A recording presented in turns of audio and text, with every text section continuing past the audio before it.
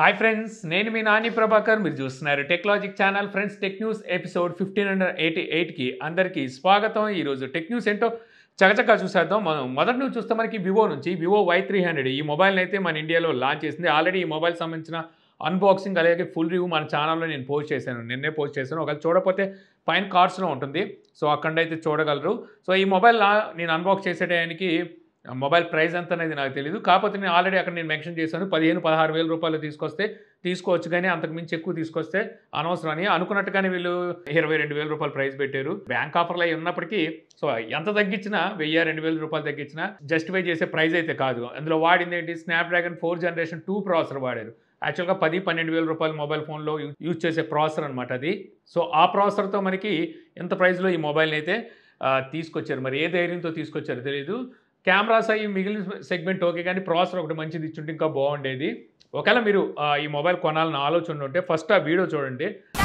చాలు చాలు చాలు ఈ మాత్రం చాలు.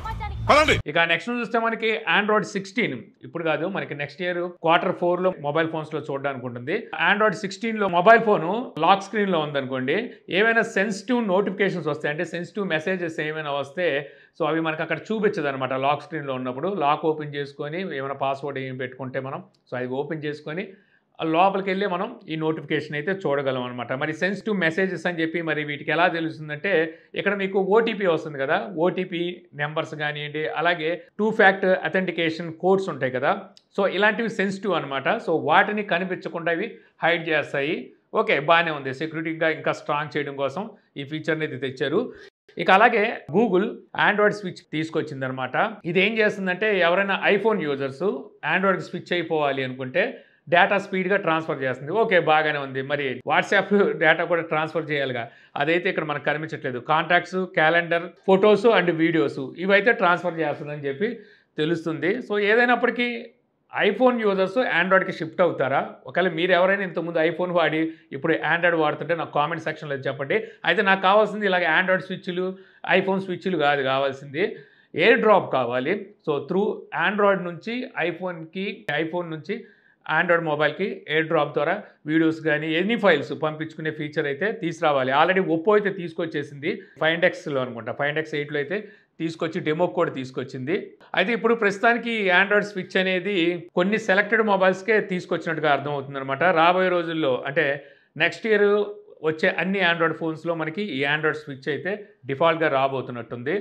ఇక నెక్స్ట్ చూస్తే నథింగ్ నుంచి, నథింగ్లో మీకు నచ్చేది ఏంటి చెప్పండి? యాక్చువల్గా నథింగ్ యూనిక్గా మొబైల్ ఫోన్స్ తీసుకొస్తుంది. ఆ విషయం పక్కన పెట్టేస్తే యూఐ కూడా చాలా బాగుంటుంది. ఈ అన్నిటికన్నా మెయిన్ వాళ్ళ ఫాంట్ అనమాట. లెటరింగ్ కూడా మనకి డాట్స్ లాగా అయితే నథింగ్ తీసుకొస్తూ ఉంటుంది కదా, సో అది కూడా చూడడానికి చాలా ఆకర్షణీయంగా అయితే ఉంటుంది. అంటే డిఫరెంట్గా ఒక ఫ్రెష్ ఫీలింగ్ అయితే మార్కెట్లో మనకి ఇప్పుడున్న బ్రాండ్స్తో కంపేర్ చేస్తే ఒక యూనిక్నెస్ని అయితే వాళ్ళు తీసుకొచ్చారు ఆ ఫాంట్స్ ద్వారా కూడా. అయితే ఆ ఫాంట్ని మార్చేస్తే మీకు ఎలా అనిపిస్తుంది? సో నథింగ్ ఇప్పుడు మీరు ఎక్స్లోకి వెళ్ళి చూసారనుకోండి, వాళ్ళు ఫాంట్ మార్చేశారు. సో ఫాంట్ మార్చేసి ఇది ఎలా ఉందని చెప్పి కూడా వాళ్ళు ట్వీట్ అయితే చేశారు. చాలామందికి అయితే నచ్చలేదు అనుకోండి. కాకపోతే ఈ ఫాంట్ని మార్చడం వెనకాల వాళ్ళది ఒక వ్యంగ్యం, అంటే ఒక ఎటకారం, సో ఇలాంటిది అయితే ఉందన్నమాట.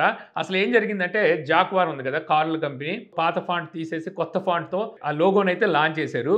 అయితే వాళ్ళు లోగో ఎక్స్లో పోస్ట్ చేసినప్పుడు కాపీ నథింగ్ అని చెప్పి పోస్ట్ చేశారనమాట. సో వాళ్ళు దాన్ని నథింగ్ని ఉద్దేశించి అనలేదు, యాక్చువల్గా మేము ఎవరిని కాపీ చేయట్లేదు అని చెప్పడం కోసం ఆ విధంగా ఫాంట్ పెట్టారు. తర్వాత మనకు తెలిసిందిగా మాస్క్ మామ ఊరుకుంటాడా, సో మామూలుగానే ఎవరొకరిని కెలుగుతూ ఉంటాడు. జాగ్వార్ వాళ్ళని కూడా కెలికాడు, కిందకెళ్ళి ట్వీట్ పెట్టారు, ఏమని మీరు కార్లు అమ్ముతారా అని చెప్పేసి.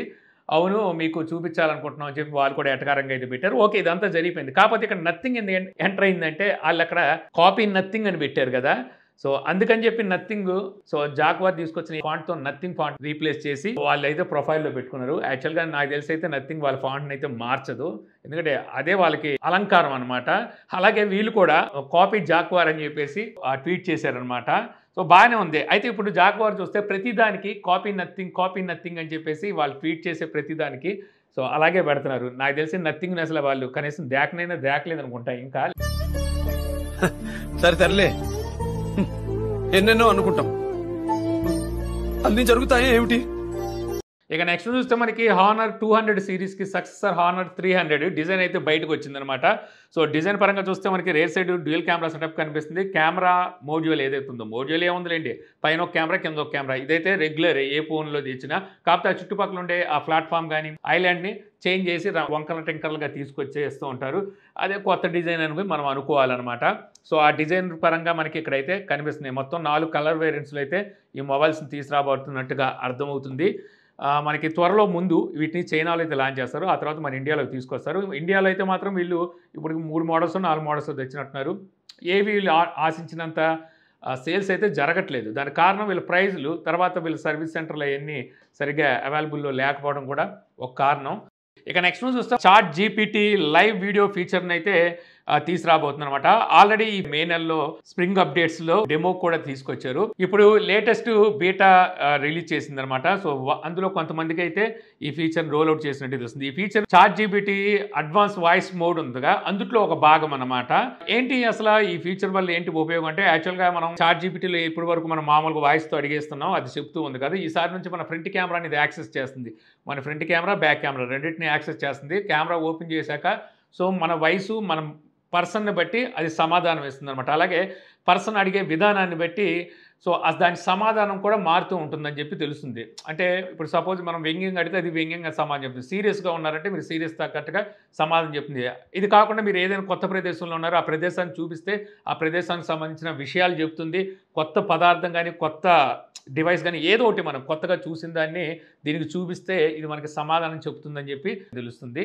ఇక నెక్స్ట్ చూస్తే రెడ్మీ K80 సిరీస్ నవంబర్ 27వ తారీఖున ఈ మొబైల్స్ని అయితే చైనాలో లాంచ్ చేయబోతున్నారు. సో మన ఇండియాలోకి అయితే రెడ్మీ K సిరీస్ మొబైల్స్ని తేదు, కాకపోతే ఇవే మొబైల్స్ని మనం పోకోలో అయితే రీబ్రాండ్ చేసి చూసుకోవచ్చు. ఇక అలాగే రెడ్మీ టర్బో 4 ఈ మొబైల్ అయితే 3C సర్టిఫికేషన్లో స్పాట్ అయిందనమాట. 90 watt fast charging support, 6000 mAh బ్యాటరీతో ఈ మొబైల్ అయితే రాబోతుందంట. యాక్చువల్గా ఇదే మొబైల్ని మన ఇండియాలో పోకో F7 పేరు మీద అయితే తీసుకొస్తారు. లాస్ట్ టైం వీళ్ళు టర్బో 3నే మన ఇండియాలోకి F6 పేరు మీద తీసుకొచ్చారు. అంతకుముందు K సిరీస్ని ఈ F సిరీస్లోకి తీసుకొచ్చేవాళ్ళు. ఇక మనకి రెడ్మీ నోట్ 14 సిరీస్ డిసెంబర్ 9వ తారీఖున ఈ మొబైల్స్ని అయితే లాంచ్ చేయబోతున్నారు. చాలా ఎర్లీగానే ఈ మొబైల్స్ని అయితే తీసుకొస్తున్నారు. ఆల్రెడీ మీకు చెప్పేసాను ఎంతోముందే నేను, డిసెంబర్ నెలలో ఈ mobiles first week or second వీక్లో లాంచ్ కాబోతున్నాయని. సో అనుకున్నట్టుగానే సెకండ్ వీక్లో అయితే వీళ్ళు లాంచ్ చేయబోతున్నారు. ఇందులో ఏ ఫీచర్స్ని అయితే వీళ్ళు అడ్వర్టైజ్ చేస్తున్నారు. ఆల్రెడీ ఈ మొబైల్స్ 2 నెలల క్రితమే చైనాలో లాంచ్ చేశారు. ఇప్పుడు మన ఇండియాకి అయితే తీసుకురాబోతున్నారు. సో ప్రైజెస్ చూడాలి ఏ ప్రైజ్లో పెడతారో. మేబీ నేను అనుకోవడం స్టార్టింగే 18,000 రూపాయలతో స్టార్ట్ అవ్వచ్చు అనుకుంటున్నాను నేను. ఇంకా అక్కడ నుంచి 35,000 రూపాయల వరకు తీసుకెళ్ళిపోతారు. ఇక నెక్స్ట్ చూస్తే కాంపిటీషన్ కమిషన్ ఆఫ్ ఇండియా వాట్సాప్కి దాదాపుగా $25 మిలియన్ అంటే 214 కోట్ల రూపాయలు ఫైన్ అయితే వేశారనమాట. దీనికి కారణం ఏమిటంటే యాక్చువల్గా వాట్సాప్ 2016 నుంచి ఫేస్బుక్తో వీళ్ళ డేటాను అయితే పంచుకుంటున్నారు. మన డేటా అనేది వాట్సాప్లో భద్రంగా ఉందనుకుంటే అది ఫేస్బుక్తో వీళ్ళు షేర్ చేసుకోవడం వల్ల మనకి అనవసరమైన అడ్వర్టైజ్మెంట్లు అయితే చూపించడానికి ఆస్కారం ఉంటుంది. సో అందువల్ల ఏంటంటే వీళ్ళు అలాగ చూపించడానికి వీల్లేదని చెప్పేసి వీళ్ళు అప్పుడు ఏదో వేసారు 5 సంవత్సరాల వరకు చూపించకూడదని. అయితే తర్వాత ఇది మెటా అయిపోయింది కదా ఫేస్బుక్, వీళ్ళు ఏం చేశారంటే కొత్త ప్రైవసీ పాలసీని అయితే తీసుకొచ్చారు. ఏది అన్ని మెటా పేరెంట్ కంపెనీ, ఇప్పుడు meta parent company Instagram, Facebook, అలాగే క్విస్ట్, తర్వాత వాట్సాప్, ఏవైతే వీళ్ళ కింద ఉన్న ప్రోడక్ట్స్ ఉన్నాయో వీటన్నిటికీ ఒక కొత్త ప్రైవసీ పాలసీ తీసుకొచ్చారు. ఆ పాలసీలో భాగంగా మన యూజర్స్ని యాక్సెస్ తీసుకుంటున్నారన్నమాట, ఒకదాంతో ఒకటి కనెక్ట్ అయ్యే విధంగా. ఆ యాక్సెస్లో భాగంగానే వాట్సాప్ నుంచి మళ్ళీ వీళ్ళు డేటాని యూజ్ చేసుకుంటున్నట్టుగా సో వీళ్ళైతే గమనించారు.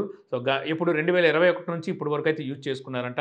అందుకని వీళ్ళకి 214 కోట్ల రూపాయలు ఫైన్ అయితే వేసినట్టు తెలుస్తుంది. 2021 ఎక్కడ, 24 ఎక్కడ. సో అప్పటి నుంచి ఇప్పుడు దాకా కళ్ళు మూసుకున్నారా, లేకపోతే ఈ మధ్యలో చేతులు తడిసాయో ఇప్పుడు తడవలేదని చెప్పో మరి మనకి అవన్నీ తెలియదు అనుకోండి. అయితే ఇప్పుడు వాట్సాప్ అయితే వాళ్ళని ఛాలెంజ్ చేస్తుంది. సో వాళ్ళు కూడా లీగల్గా ప్రొసీడ్ అవుతాం, మేమేం తప్పు చేయలేదని చెప్పేసి వాళ్ళు అంటున్నారు. అయితే వాట్సాప్ అంటే ఇంకా బయటేం కాదుగా, మెటానే. మెటా అంటే మనకి ఫేస్బుకే. మనకి 2016లోనే అప్పుడే 16, 17 ఆ టైంలోనే వీళ్ళు డేటా బ్లీచ్ జరిగింది అనేసి, అంటే డేటా లీక్ చేశారు, డేటా అమ్మేసుకున్నారని చెప్పి ఆల్రెడీ వీళ్ళ మీద అభియోగాలు ఉన్నాయి. సో ఇప్పుడు ఇదేమి వీళ్ళకేమి కొత్త ఏమి కాదు, ఇలాంటి ఎన్నో చూసారు వీళ్ళు. చిన్నపిల్లలు రా మీరు, వెళ్ళిపో. సారీ సార్, ఇంతమందిని రా. ఇక నెక్స్ట్ న్యూస్ చూస్తే మనకి ఐఫోన్లో నుంచి ఒక వింత వింత సౌండ్లు వస్తున్నాయని చెప్పి కొంతమంది యూజర్స్ ఇప్పుడు రెడీఫ్లో అయితే రేస్ చేస్తున్నారన్నమాట. గ్లిజ్ లాగా సౌండ్ అయితే వస్తున్నాయంట. బ్యాక్గ్రౌండ్ ఎనీ యాప్ ఓపెన్ చేయకపోయినప్పటికీ సౌండ్స్ వస్తున్నాయని కొంతమంది అయితే చెప్తున్నారు. ఒకరు చెప్పిన దాని ప్రకారం చూస్తే అవతల నుంచి ఏదో ఒక మనిషి మాటలాగా అయితే వినబడ్డాయంట. తర్వాత ఒక కారు క్రాష్ అయినట్టుగా సౌండ్ వచ్చి వినబడడం మానేసిందని ఒకరు. మరికొందరు ఏంటంటే హ్యాపిల్ వేర్ హౌస్ ఉంటుంది కదా, అక్కడే మనుషులు మాట్లాడుకుంటున్నాయి ఇలా స్పీకర్ నుంచి బయటకు వచ్చినాయి అని చెప్పి మరికొంతమంది ఇష్యూని అయితే రేస్ చేసినట్టుగా తెలుస్తుంది రెడీఫ్లో. అయితే ఏదేమైనప్పటికీ యాపిల్ అంటే చాలామంది ఇప్పుడు వరకు తీసుకునేది మెయిన్ ఆ సెక్యూరిటీ ఆ ప్రైవసీ కోసమే. సో అలాంటిది ఎవరిదో వాయిస్ మనకి అనిపిస్తుంది అంటే మన వాయిస్ కూడా ఇంకెవరికైనా వెళ్ళిపోతుందేమో. సో ఇక్కడైతే మాత్రం చాలామంది దిగులు చెందుతున్నారు. ప్రస్తుతానికి యాపిల్ అయితే ఈ ఇష్యూకి సంబంధించి వాళ్ళు ఇంకా రెస్పాండ్ అవ్వలేదు. కొంతమంది అనేది ఏంటంటే iOS 18లో ఉన్న కొన్ని బగ్స్ అండ్ గ్లిచెస్ వల్ల ఇలాంటి ప్రాబ్లమ్స్ వస్తూ ఉండొచ్చు. సో అప్డేట్ ద్వారా దీన్ని సాల్వ్ చేయొచ్చు అని మరి కొంతమంది అయితే అంటున్నారు. ఏదేమైనప్పటికీ ఇదేమి ఫస్ట్ టైం అయితే కాదు. లాస్ట్ ఇయర్ జనవరిలో కూడా iMessenger అలాగే యాపిల్ మ్యూజిక్ ఉంది కదా, సో అది వింటున్నప్పుడు ఏదో తెలియని ఒక సౌండ్ అయితే వచ్చిందని చెప్పి అప్పుడు కూడా ఒకరైతే కంప్లైంట్ ఇచ్చారు.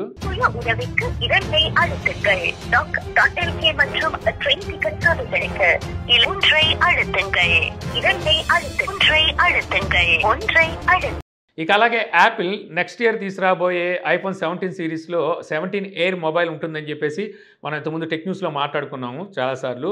ఈ ఎయిర్ అనే మొబైల్ని యాపిల్ నెక్స్ట్ తీసుకురాబోయే ప్లస్ మోడల్తో రీప్లేస్ చేసి తీసుకురాబోతుంది. అయితే ఇప్పుడు ఈ మొబైల్ సంబంధించిన కొన్ని డీటెయిల్స్ బయటకు వచ్చినాయి. ఆల్రెడీ ఇంతకుముందు మీకు ఆల్రెడీ చెప్పేశాను, ఎయిర్ అంటేనే పల్చగా ఉంటుందని చెప్పేసి.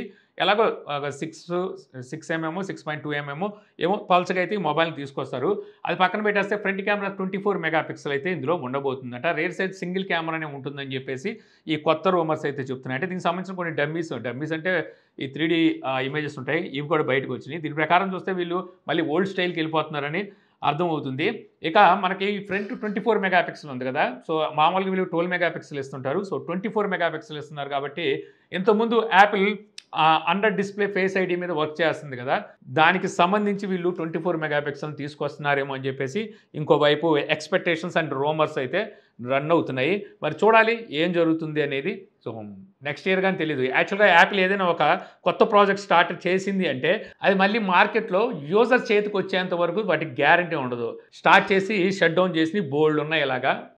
ఇక నెక్స్ట్ చూస్తే Oppo Find X 8 series mobiles మన ఇండియాలో లాంచ్ చేసింది చాలా కాలం తర్వాత.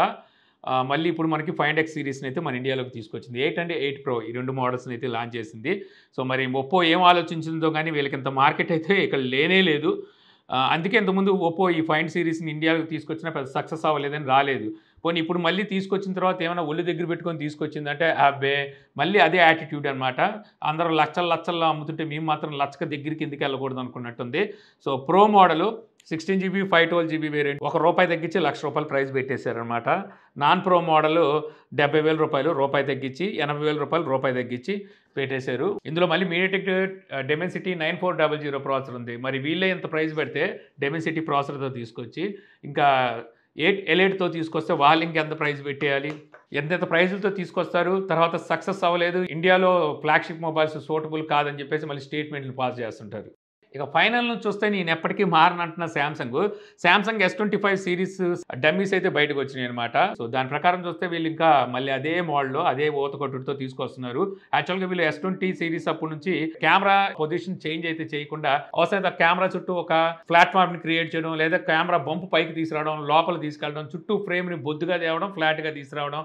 సో ఇవే ఆటలు సాగుతున్నాయి వీళ్ళ దగ్గర.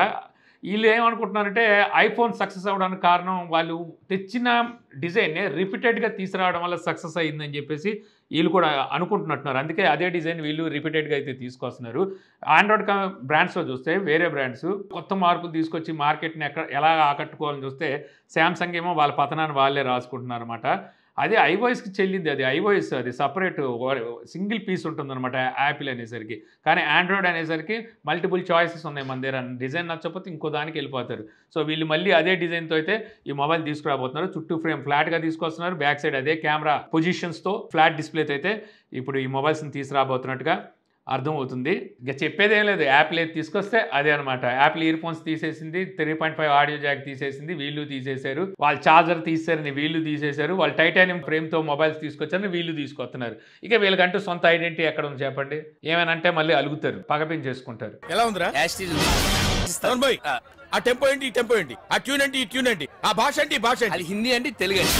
ఇంతే ఫ్రెండ్స్, నాకు ఈరోజు ఇంట్రెస్టింగ్ అనిపించిన టెక్ న్యూస్ వీడియో మీకు నచ్చింది అనుకుంటున్నాను. వీడియో మీకు నచ్చితే లైక్ చేయగలరు. యూట్యూబ్లో మా ఛానల్ ఇంకా సబ్స్క్రైబ్ చేసుకోకపోతే ఇలాంటి మరిన్ని వీడియోస్ కోసం మన ఛానల్ని సబ్స్క్రైబ్ చేసుకోవడం మర్చిపోమాకండి. So thank you for watching. జై హింద్.